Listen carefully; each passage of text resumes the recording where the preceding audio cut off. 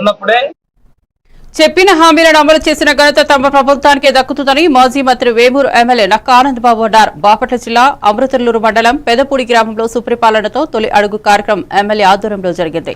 కార్యక్రమంలో భాగంగా ఏడాది కాలంలో తమ ప్రభుత్వం సాధించిన అభివృద్ధి సంక్షేమ కార్యక్రమాలను పాంప్లెట్ రూపంలో ప్రజలకు వివరించారు.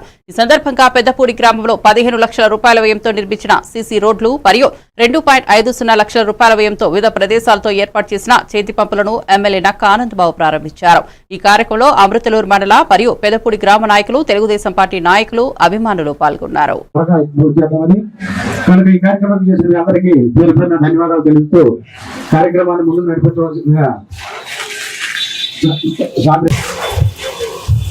అందరికీ నమస్కారం.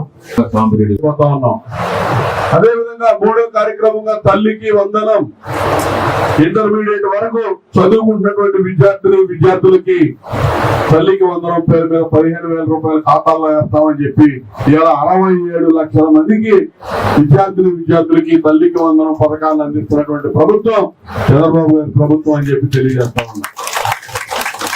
ఈ వచ్చే నెల నుంచి ఆర్టీసీ బస్సుల్లో ఉచిత బస్సు ప్రయాణం వచ్చే నెల ఆగస్టు 15 నుంచి ప్రారంభోత్సవం జరగబోతా ఉంది. ఇదే నెలలో మరో పథకంగా ఉన్నటువంటి అన్నదాత సుఖీభవ 20,000 సంవత్సరానికి ఇస్తామని చెప్పి ఇచ్చిన హామీ కేంద్ర ప్రభుత్వం ఇచ్చే 6,000తో కలిపి 3 విడతలుగా మొదటి విడత ఇదే నెలలో ఇవ్వబోతా ఉన్నాం.